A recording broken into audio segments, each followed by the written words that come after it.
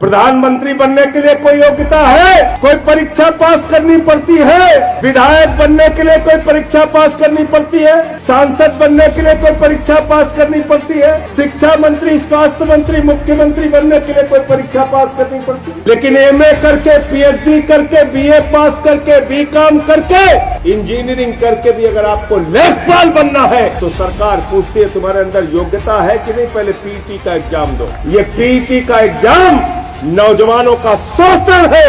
ये पीटी का एग्जाम बंद होना चाहिए। हम कोई पीटी का एग्जाम नहीं देंगे। तुम्हारा लड़का जैसा धनिया बेच के हजारों करोड़ कमाएगा, उसकी योग्यता नहीं चेक करते।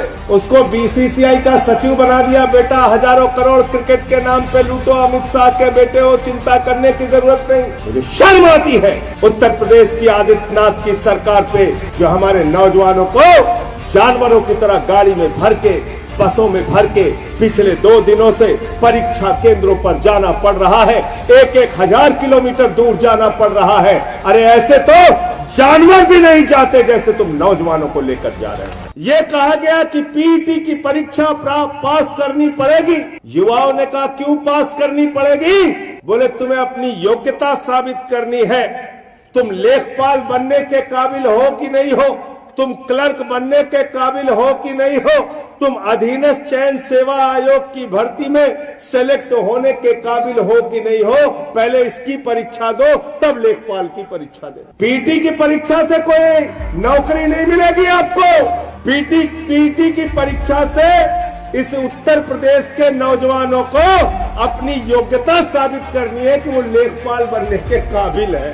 बारे बाबा योगी जी, उत्तर प्रदेश के अंदर। लेकिन अगर आप पूछे यूपी के मुख्यमंत्री की योग्यता क्या है, सरकार कहती है अंगूठा टेको तब भी बन सकता।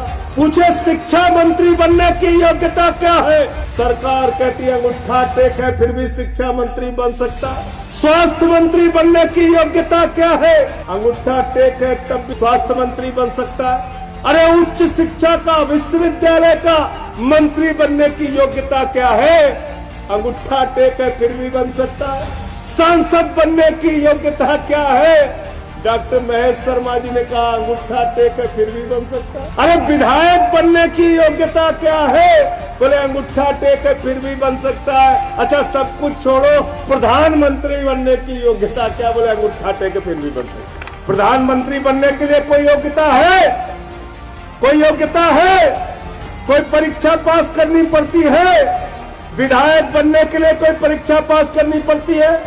सांसद बनने के लिए कोई परीक्षा पास करनी पड़ती है? शिक्षा मंत्री, स्वास्थ्य मंत्री, मुख्यमंत्री बनने के लिए कोई परीक्षा पास करनी पड़ती है?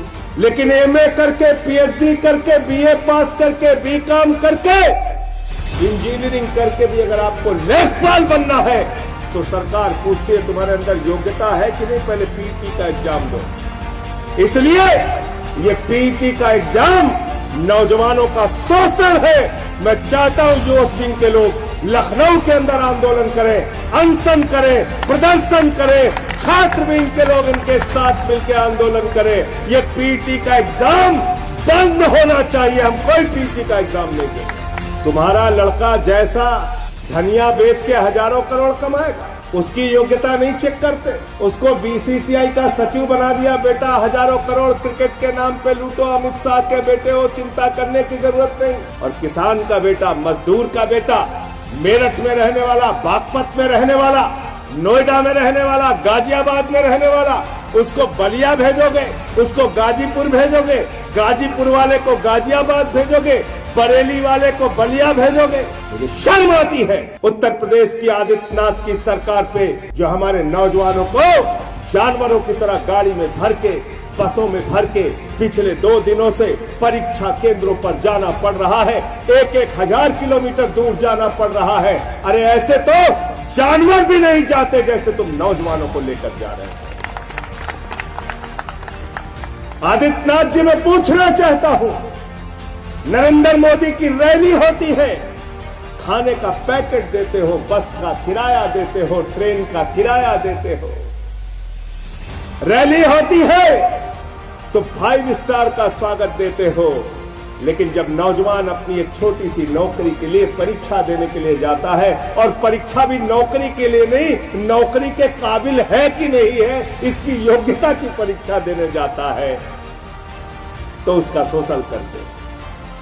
200 रुपए फार्म के ले लिए बाबा जी ने। सोचो 37 लाख बच्चों ने अगर 2000 रुपए भी एवरेज खर्चा किया इस परीक्षा को देने के लिए, तो करीब करीब 740 करोड़ रुपए इस उत्तर प्रदेश के नौजवानों का लूट लिया गया।